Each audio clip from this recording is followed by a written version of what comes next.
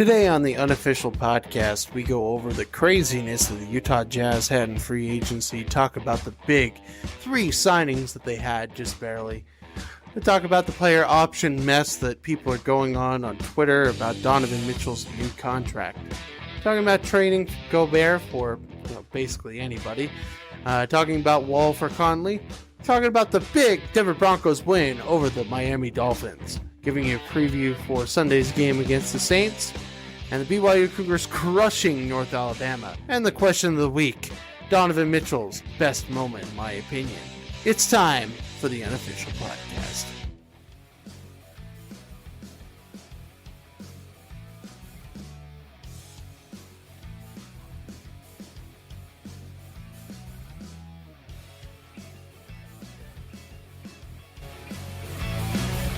Welcome, one and all, to the Unofficial Podcast, episode number 5. I'm your humble host, Dallin Smith, on a Victory Monday on the 23rd of November. It's going to be Thanksgiving on Thursday. Something that's totally cool. Awesome. So maybe that's why I'm in a good mood. I didn't have the best day at work or anything, but it's a good day. It's a good day. Today is a good day. I had an excellent weekend. I hope you all did as well. We got a few things to talk about. We got some free agent NBA stuffs the Jazz had over the weekend. We got some deep questions about Donovan Mitchell and, some talking about trading stuff for Gobert, Wall for Conley. I got that all in the bag. Broncos winning a big game that was needed against Miami, and BYU just wrecking the heck out of North Alabama Lions. So yeah, we got some stuff to talk about. It's going to be, I think it'll be a good episode today. I think it'll be a good one today. So stay tuned if you're already listening. If you're not, well whatever. I'm sorry. Anyway, let's first talk about the signings. We'll get to the games later, because one of my favorite parts of the NBA is the free agency. Now, normally that comes in the summer. Everybody's bored, got nothing to do, and so it's cool that way, because it's like now we get to kind of see who the Jazz would pick up. 2 years ago it was super boring. The years ago before that it was super exciting, and last year it was way exciting. This year it was mellow, it was middle. It was kind of what you expected, except there was one super unexpected signing. Let's start off with a tweet that happened on Friday night from Adrian Wojnarowski. And this was confirmed as a sign today. He signed today. Free agent Jordan Clarkson agrees to a 4-year deal, $52 million with the Utah Jazz. His agent Rich Paul of Clutch Sports tells ESPN, "I believe this is a player option. I think all the ones I'm going to be talking about are player options. So after that 3rd year, he can go somewhere else or not." I am super surprised. I think Clarkson is, to different teams, maybe a lot more money, because it was shocking to me, because you get a guy like George Hill. George Hill really was worth the $80 million and then lost out on money because, he didn't sign with us. So he didn't get paid the $80 million. So for this, Clarkson, that's about what he was making before, maybe a little bit more. I think it's worth the re-sign. We needed to get him to come back, which is super dope. It was one of the coolest things as part of the weekend. And the surprise signing. Tony Jones of Twitter, and this was also Adrian Wojnarowski, but I couldn't find the tweet. Derek Favors and the Utah Jazz have agreed to a 3-year, $27 million deal, league sources tell The Athletic. This is a 3rd year for a player option. Like I said, I think the ones I'm going to talk about are all player options. Derek Favors is back with the Jazz. I'm super stoked about that. So there was a tweet that came out before this said he is committed to either Utah or to New Orleans, and that's what I was like. He signed with the Jazz. I just flat out knew it. This is a great signing, because you thought, well, they traded Bradley. They got rid of Bradley and for some picks, I think. And then they got rid of Ed Davis. And you're like, okay, we drafted a big guy and we traded these two. What are we doing? or we're getting money for Derek Favors, which was the mid-level option, which was beautiful. I think we just need to get now a nice wing player and then another point guard, and the Jazz will be set. I don't know what they're going to do from here. I don't even know if they're going to try to do anything with it, but man, great two signings. This is just the first hour. We spent $80 million on two great players, which is awesome. It looks like from everything I'm reading, Favors is going to come off the bench, and look, I'm happy that's what's going to happen. We need to have a good, solid starting core and then have kind of a hybrid come in. We can have a hybrid come in on one of the best. Probably it was the highest scoring starting lineup in the league last year and had the highest 3-point percentage. So now you figure okay, now we can have second unit with Joe Ingles, who really meshed well with Favors, being able to shoot the ball. You got Clarkson, who's going to be able to shoot. Juwan Morgan, who's going to be able to shoot. So, I mean, you're going to have two lineups that can flat out shoot the basketball, and that'll be good. And play some defense. Now we'll be able to play some defense. We won't have to rely on Tony Bradley to come in if somebody gets hurt. So, I mean, that to me is the biggest thing. Like, now you got a solid vet coming in that can help you. I always thought it was stupid we got rid of Favors anyway last season because, like, look, you could have given up something else to try to get Bogey here or to try to get somebody else here. And we decided to just let go of Derek Favors. If we would have had Derek Favors, the Jazz would have done so much better against the Denver Nuggets. And I feel like now that we have Derek Favors, we're kind of like the Lakers in a way where, the Lakers have guys that are veterans that, aren't necessarily the star player, but are solid veterans that can come off the bench and start if needed. And it's just going to be great. I'm super excited to have him back. And what made my day yesterday? Oh yeah. Donovan Mitchell has agreed to a 5-year, $195 million designated rookie max extension. His agents, Ty Sullivan and Austin Brown of CAA Sports, tell ESPN. It is a 5-year deal with a player option, I believe, after the 4th season. I am so happy we get to see, because here's the thing. This is an extension, right? He gets paid $5 million this year, and then you get 4 more years of him. At least. You get at least 4 more years, which is so awesome. It's so dope. I am so happy that he's going to be here. I didn't see the tweet at first. Okay, I'm going to admit this. Sitting down yesterday, I get ready for the NFL, and because I'm the camera dude at church. We're having live streams happen for church now, just for the whole COVID thing. So I have to go to church. I'm very high risk for COVID, so I go home after I'm done. But I just sit there and watch that, and I'm sitting, waiting to go on my stairs, and on the TV, breaking news comes up on ESPN, and it was Donovan Mitchell. And I was like, shh. I told my wife, I literally told my wife, I'm like, shh. And I look, and I'm like, oh, he signed. And I was as giddy as a schoolgirl for a few minutes. It was so cool to see that. And he totally deserves it. Look, not just as a player. I think Donovan Mitchell is one of the, I don't know him, but I know he's a good guy. And he said, look, I'm going to re-sign with the Jazz. He agreed to it. He's excited. He even did the pool thing yesterday, jumping into the pool after the news that he got signed, a max deal. People say, and look, there was some things said that he had to fight for it. We'll get into that in a second.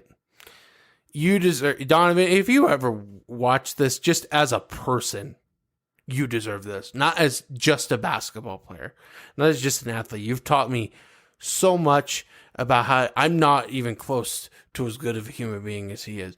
You taught me so much about how to be a human. You taught me so much about how to be good to people, how to be humble every day, and to just, fight for everything every day. And just, I am so happy for this young man that he is going to be in a Jazz uniform for at least 5 more years. It's gonna be great. It's gonna be great. We got a really good person in Utah. But not only that, he's one of the best scorers on the planet. He's the Kobe Bryant of this generation. Because I know technically the LeBron, let's be honest, is Jason Tatum, and he got kind of the same max extension, and De'Aaron Fox got one too. But yeah, I mean, wow. The fact that he agreed to an extension at all is just fantastic. And there are a ton of people that I talked to, they're like, I hope we keep him. I had no doubts. People are saying like, oh, he's going to go back to New York, all this other. No way, man.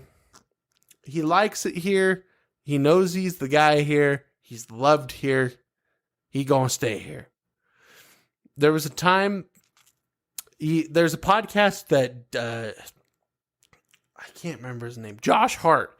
Josh Hart does a podcast. Donovan Mitchell was on it. It was great. It's a great podcast. If you ever want to check it out and listen to that episode. It's fantastic.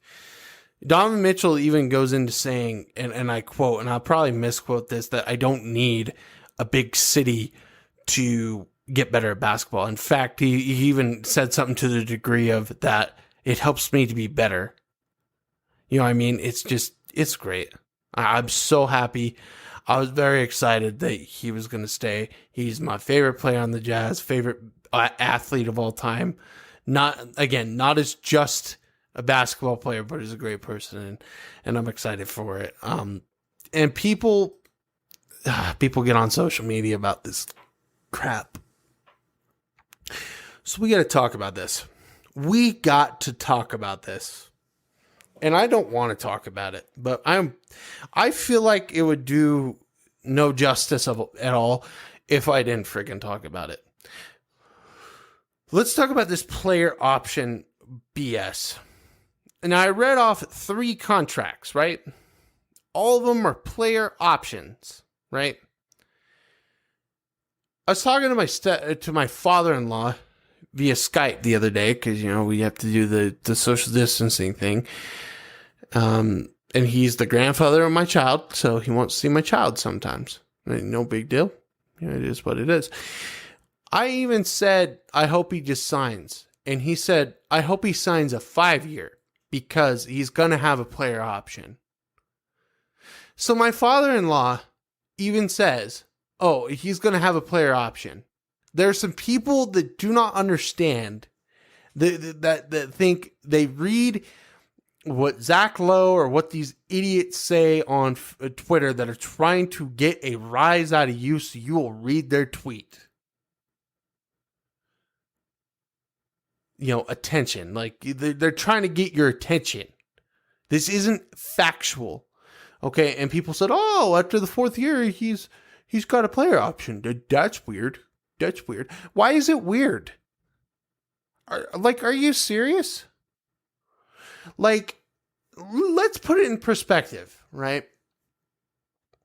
The guy scores 57 points against the Denver Nuggets in the first game of one of the best playoff series in the whole playoffs last year, okay?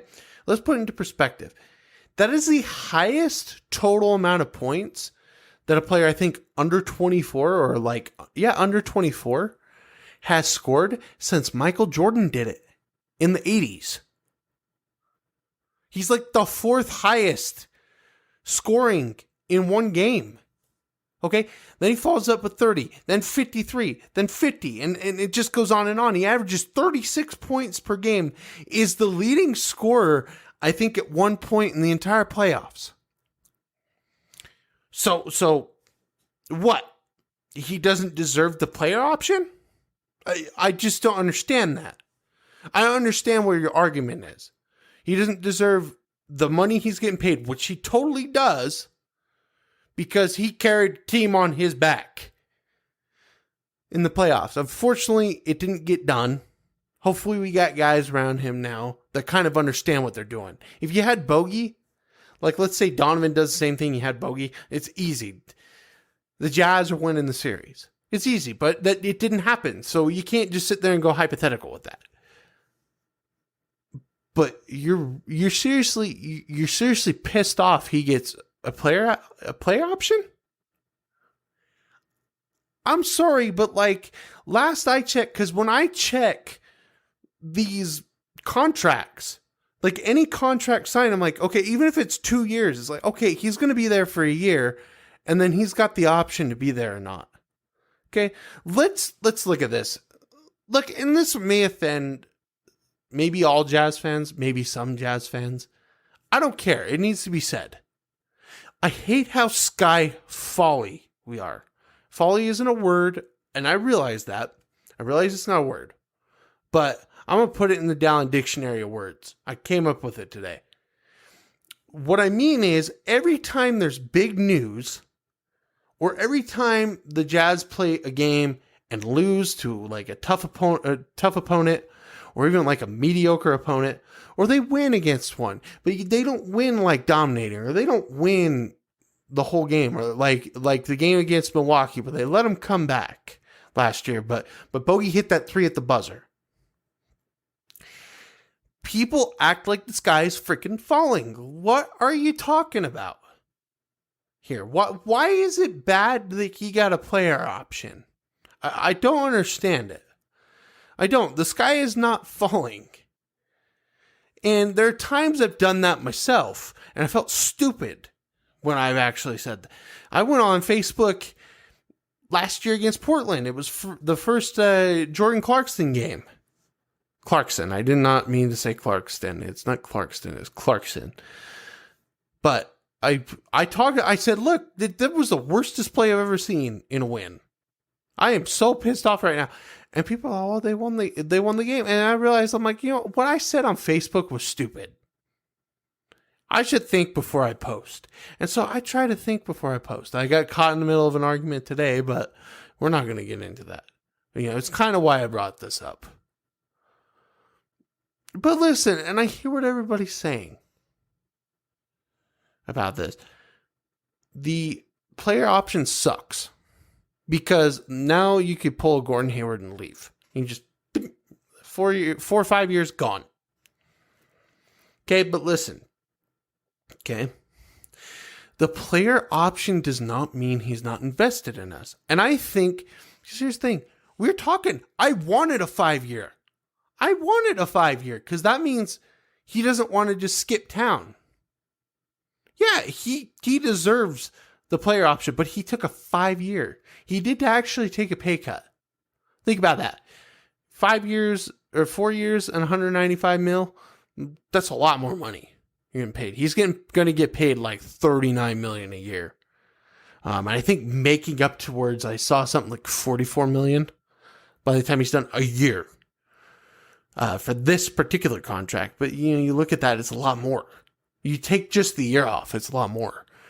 So he is doing the Jazz a favor taking a 5-year deal. A complete favor doing that. And the Jazz are giving him a favor by paying the guy. They're giving him money because he did so well in the playoffs. And he's the best player on the team. So yeah, and Gobert's probably going to get a bigger contract. And I don't blame him if they do that. But we'll talk about that in a second. But it's like this. Okay, Gordon Hayward got a new contract over the weekend. 4 years, $120 million. He has the player option. Okay, reason why Gordon Hayward did not take, and I can't blame him for this. And I can't. I've already said why I don't think Gordon Hayward should have been on, why I don't like Gordon Hayward. That's what I meant. Why I don't like Gordon Hayward. Reason why I don't like him is the way he left. We're not talking about that. If you can go a couple episodes ago and check that out. Okay, I'm not talking about that no more. What I am talking about is that his new contract is 4 years for $120 million. Now, what that means is 3 years he can skip town after 3 years. Okay, so that's for what Donovan took is way better. And then if you look at the player, there's another player option, Mike Conley. Mike Conley took his player option. Didn't decline it because he knows that if anybody else is going to pay him, it ain't going to be what we could pay him for that time, for that particular year that he takes. And he wants to get paid. I don't understand why people are so upset that he took a 5-year player option deal. Gives him 4 or 5 years to where he could become better. He's smart. Because I believe he's going to get better. I believe he's going to be one of the best players who ever played the game. And if that's the case, you're going to have to pay him. The Jazz are going to have to pay him. They're going to have to do another extension before this contract's over. And they probably will. I could see the Jazz maybe getting a ring, possibly. I'm not saying it'll be this year, but like, you keep the band together. This team's only going to get better together. Look, they played so well in the playoffs. I know they messed up, but there was a lot going on. There was a lot of angry times, and I'm not going to get into all that, but there was a lot of stuff going on in the playoffs, all right? And I can't blame them for that. I'm not going to blame anybody for how the Jazz went out in the playoffs. I'm not going to blame anybody. It's nobody's fault. All right? There was a lot of circumstantial stuff. So, but we're not going to talk about that because I don't want to talk about it. Okay? That's just my thing. I don't have to talk about it. I'm not going to. But what I'm saying is that my point being, he's going to get better. This Jazz team is going to get better. And the fact of the matter is, he's smart for taking the player option because that player option guarantees that he gets paid. Flat out. And he's going to get paid more. Now, with that being said, don't listen to the stupid people on social media and don't listen to freaking guys like Jalen Rose. Jalen Rose is never right. Ever, ever, ever right about the Jazz. Same with the guy like Colin Cowherd, who said Donovan Mitchell is going to be the next Russell Westbrook. No. You're an idiot. And so are you, Jalen Rose. And I can't help you with your stupidity, okay? I'm not qualified. So yeah, there you go. I just say, look, take a deep breath. Let's enjoy this ride. We have the Kobe Bryant of this generation on our team for another 5 years. And it's fantastic. A lot of things that come up is trading Gobert. Are you guys crazy? Like, I know people are like, we should pay him Supermax. Listen, and I thought that for a while too, but I've thought about it for a while because I knew at this point it was going to come up. Gobert deserves it. Donovan scores 50 points a game. He prevents 50 points a game. For what Donovan brings on offense, Gobert brings his defense. There's a reason why when they fought, the Donovan Mitchell and Rudy Gobert, that they were like, we need each other. He's my yin to my yang, basically. So look, maybe they're doing that. I talked to my grandfather last night, and he said, look, they're trying to get a center. They signed Favors and they drafted this center guy. Maybe we're trying to get rid of Gobert, and that could be the case. I just don't see it though. I think you're going to pay the guy and y'all need to deal with it. I think he's deserving of it. The guy works harder than anybody else in this entire league. So you're going to sit there and say, oh no, he doesn't deserve Superman. He doesn't work. He works hard, but it's like, he doesn't play offense. The guy averages like 15 points a game. He has one of the highest field goal percentage. I get it's dunks, but come on. Are you freaking serious? The guy made an all-team. I think he made it twice. And he's the 2-time Defensive Player of the Year, and he's an all-star. Flipping all-star. That game wouldn't have even had to come down to the way it did, how it was like last-second shot BS, if they would have let Gobert play the rest of that all-star game. Giannis's team would have won. I think he was on Giannis's team, so was Donovan Mitchell, but yeah, I'm serious, man. Like, come on. You can't just sit there and say, oh, well, we should just get rid of him. He's not worth it. Yeah, you're right, I guess. People are just ignorant. It bugs me so bad. Okay, and then finally, before we get done with the NBA stuff, Wall for Conley. No. Why do people want John Wall? I don't understand. I don't like John Wall that much. He can't shoot. He's not not a great defender. Maybe he is. I don't freaking know. He can't shoot. All right. Let's back off the defender stuff. Can't shoot. Does not fit in the offense at all. He's a hothead. And we need Conley to win a championship. He played so well in the playoffs last year. And he's figuring it out. Give him a chance. The Jazz are so much better with him than without him. Somebody said bring him off the bench. Look, don't change the starting lineup. This is a perfect starting lineup. It has one of the best 3-point percentages. The defense is hot, and I think the defense will get better as time goes on. See it? Don't do that. No. Potential free agents. I know the Jazz are trying to look at Nicholas Batum. Don't know if you could pay the guy or Jeff Teague. You need a point guard. But I don't know if they're honestly just happy with what they got. Because, well, you still got guys that could dribble. You got, obviously you've got the wings. Jazz have plenty of wings that could dribble up the court and shoot. So, I mean, maybe that's just what they're going to deal with. I don't know. All right, let's finally move on to some football. Holy freak. It was a great weekend for football. Oh, Taysom Hill got his first start and played so well. Oh, it was fantastic. That was fantastic. Taysom Hill's a beast, by the way. I'm going to talk about that because the Broncos are playing the Saints this week. So the Broncos, finally I got something good to say. They won 20-13 against the Miami Dolphins. Drew Lock, 18 for 30, 270 yards, and a touchdown. He looked really good. I think he's got to work on his footwork a little bit. And I think if the kid works on his footwork, he's going to become fantastic. The throws he was making were crazy. And they were just, I don't know, they fit in the right spots. And he did so freaking well in that game yesterday. It was amazing.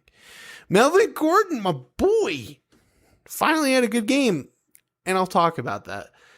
15 carries for 84 yards and 2 touchdowns. He had that fumble at the end, whatevs, that I knew the defense would hold. No big deal. Tim Patrick, 5 receptions, 119 yards. He got a lot of it on that last play where Drew Lock just kind of hucked it, and we were just trying to, run the clock out. So I can't blame him for that. Ryan Fitzpatrick came in. He was a passing leader. Tua got knocked out of that game. And I told you, I was right the whole time. I've been saying it the whole year. Pass rush, pass rush, pass rush. What happened? We got a pass rush. What happened? Tua could not throw. Broncos won the game. There you go. I'm a big proponent in that. Look, you have 2 great corners. Just man them up. Get some linebackers in there. Get some defensive ends. Get some bodies into that pocket. And sack the quarterback. Even Ryan Fitzpatrick got hit once.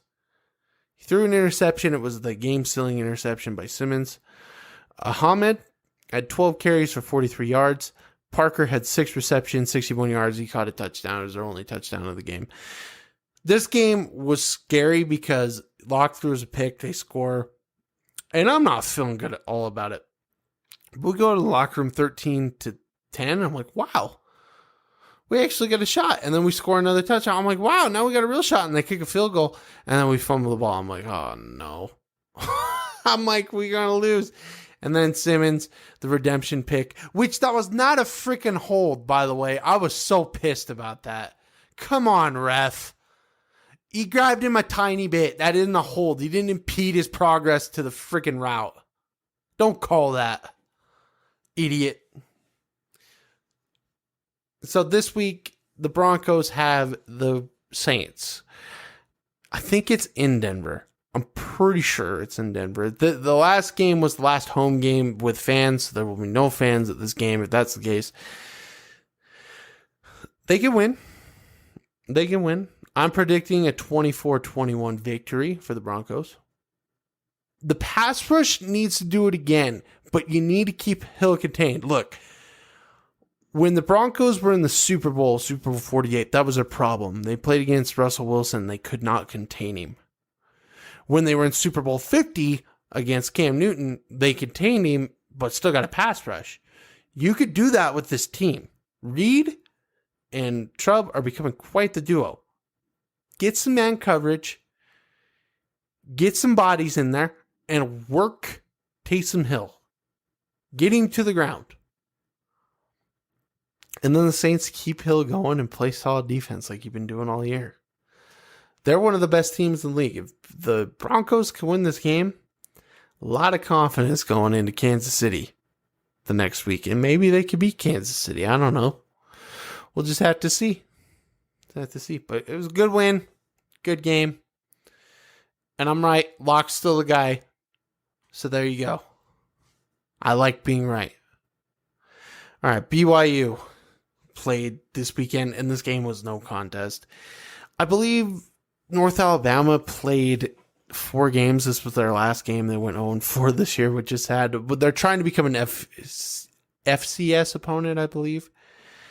BYU wins 66-14. Holy cow. I got some highlights I'm looking at because, I got the ESPN pulled up because ESPN, as much as I hate them, they're a reliable source, so blah, blah, blah, blah, blah. Zach Wilson, 10-16, 212 yards and 4 touchdowns. Tyler Algier, 13 carries, 141 yards, 2 touchdowns. Dax Milne, 4 receptions for 101 yards. 4 receptions for 101 yards. Dang, that's impressive. BYU just laid the hammer in the whole game. They scored 2 touchdowns, which were flukes in my opinion. The only thing, the defense wasn't as good, but they got 3 turnovers, and BYU just really, really took it to them. And the thing about it is they scored double digits in all quarters. They scored 28 in the second. It was nuts. I was like, get up to 42. I didn't think they'd do it. It was 42-7 at halftime. It was crazy. It was a crazy game. But yeah, some kind of news that came out for BYU football. This is the only other BYU news I have for today. The Pac-12, I think it was Washington reached out to BYU and said, hey, we want to play you. And they just said, no, we want to see what happens tomorrow. Because tomorrow is the college football playoff pick. I don't think BYU is going to get into it. But hey, look, man, I don't blame BYU at this point. I think after this game or after tomorrow, you're going to hear probably a possible BYU Cincinnati. I'm not going to get your hopes up on that, but I could see it. I think that's a more pertinent game. I don't need to play Washington. If you play Cincinnati and you win and solidify your spot, which I think BYU can do, then yeah, not college football playoff, but they're definitely in running for New Year's Eve 6. So yeah, it's a no-brainer. You take the game. People are saying it doesn't benefit them. It does. Solidifies it and makes it show that, yeah, BYU beat teams this year. But here's the issue I have. You get on College Game, you get Lee Corso's like, dude, about the Cincinnati's the most complete team in the country. I think it was Lee Corso. Dude, BYU can pass, they can run, they play great defense, they have good special teams. Last I checked, Cincinnati can't really throw. So why are you saying that? You said that about Ohio State. The reason why it bugs me about ESPN, but I would love to see it. The running versus a really good run defense, and then you got offense against a really good defense. It would be like the ideal matchup. It would be such a good game. You could play it somewhere. Jake Hatch was suggesting like Cowboy Stadium, AT&T Stadium in Arlington, Texas. I'd love to see that. That'd be fantastic. I don't think that would be likely to happen. I think it would either be here or it'd be there. Most likely, it'd probably go to Cincinnati. So yeah. And I already talked about the basketball matchups last week. If you want to check out last week's podcast, you can.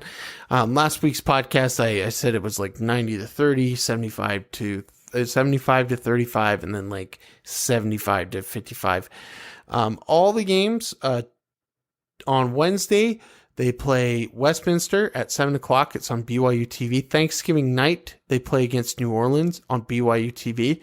And then on Saturday, they play Utah Valley University at 7 o'clock as well on BYU TV. All of them are on BYU TV. I'm excited to watch them. I'm excited for basketball to be back so I can get ready for the NBA, because the NBA is going to be awesome. And I'm definitely, once the schedule comes out for the NBA, we are going to do that live show I was telling you about, which will be freaking awesome. Anyway, that's about it for all I had for the week for the sports stuff. Let's get to the question of the week. What's my favorite Donovan Mitchell moment in celebration that the kid's going to be here for 5 extra years? I'm so happy. There's a lot. Obviously, I mentioned the 57-point game. I mentioned how he played in the playoffs last year.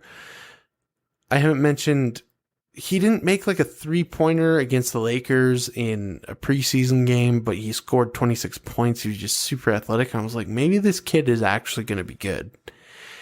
I didn't realize how good. There was also the dunk on 2 guys.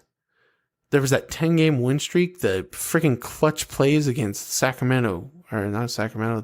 San Antonio Spurs. But there's one more. Because I knew he was going to be a superstar. Nobody believed me. Everybody's just like, oh, he's just a great player. He's very athletic. He's a great player, but he's not going to be one of the best. Oh, he's getting paid like it, so you can all shut up. 2018 Game 6 is in Utah against Oklahoma City Thunder. First half was exciting. It was kind of a defensive battle. It ended up like 39 to 39. This is when we had Ricky Rubio at the time. And Rubio was huge. All right, don't get me wrong. And I feel like if he would have been super healthy and playing the way he did, Jazz might have had a shot against Houston. I don't know if they would have beat them. Oh, by the way, and also the dunk against Houston was pretty sick. That's another moment. But he got hurt. Rubio got hurt with a hamstring, and I was like, oh, the Jazz are screwed. Like, there's no way. We can't win now. We're going to go to Game 7. We're not going to go to the next round. We're not going to play Houston. And all of a sudden, at a half, you see I think it was 20 at the time, 20-year-old Donovan Mitchell come out of the locker room and just turn it on.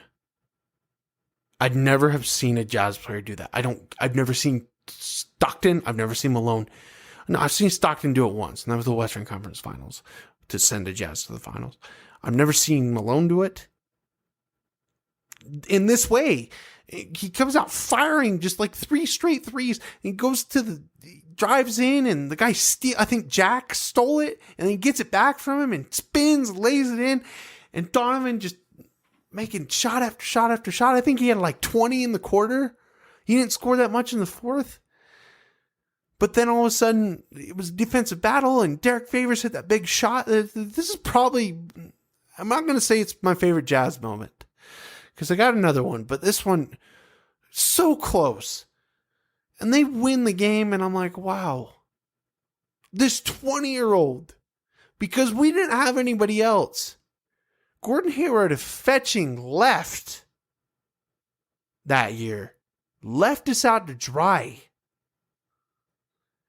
And this 20-year-old kid out of New York and Louisville takes down 3 future Hall of Famers. And the Jazz go on to the next round. The Jazz were written off for dead. I love the playoffs. because of that reason. I know the Jazz will get back to that second round, and we'll get back to the Western Conference Finals and get to the finals at some point with him. I knew there was something about him. I knew it. The next year, people could play, oh, he sucks, let's trade him. Like, why do you want to trade him? People wanted to trade him. And then he scores 46 points against Giannis Antetokounmpo and outduels him. He beats freaking Denver with 46 more points to send the Jazz to the playoffs. He didn't play so well against Houston, whatever. The game they won, he played stellar. Last year's playoffs, he was amazing. He was arguably the best player on the freaking court. Every game. Just fetch Jamal Murray. All right? I don't care that he outlasted Donovan. Donovan was the best player on the court. And you can quote me on that. Nobody was better. Not Gobert. Not the Joker. Not anybody. And I was right. He proved me right. And no one listens to what I have to say. But I knew we were going to get Jeff Green last year. I knew we were going to get Favors this year, even though Jeff Green didn't really work out. But I knew this kid was going to be good. And I saw that in that game. We had to wait for it to come. And it came. And he was scoring in double digit every quarter against the Nuggets. He's a superstar. He's one of the best players to step on the court. And nobody saw that but me. There were a ton of people on this forum I'm on Facebook. Like, let's trade the guy last season. Not the season that just happened. I'm talking 2 years ago. He had a hurt foot. And he got up to 21 points per game. The people were saying he got snubbed an all-star appearance. And then the next year he does it. And Gobert does it. Gordon Hayward couldn't do that, and we were trying to keep him for almost the same amount of money. And I don't think Hayward's even close to worth that money. 3 years took him to score 50 points in a game. 3. He's one of the best players. Mark my words, he's one of the best players to ever step on the court, and he will get the Jazz a championship. It's happening. I don't know when. Don't know how. I don't know if it'll be this year. This year would be probably more likely because of the COVID situation. It's going to be a weird year. But he will do it. I have 100% faith in him. I know that, obviously we got Conley and all those other guys. The whole team, they're going to do it. It's coming. I can feel it. And once we got him and said bye-bye to Gordon Hayward, I knew things were going to change. We went out and got guys that I never thought we would see play on this team, like Bogey and Mike Conley. And now Jordan Clarkson, their favors. It wasn't because of Gobert. It's because of Donovan. And I'm so grateful he's going to be with us for 5 more years. And that was the best moment. I'm getting a little emotional, so I should probably stop. But anyway, folks, that's all I had this week. I hope you enjoyed it. Have a wonderful Thanksgiving. Enjoy the games. We got the BYU does not play football this week. And we'll probably have a preview next week because, like I said, I think they're probably going to play Cincinnati. But anyway, enjoy the games. Enjoy Thanksgiving. Watch football. Eat some turkey. And have a good day.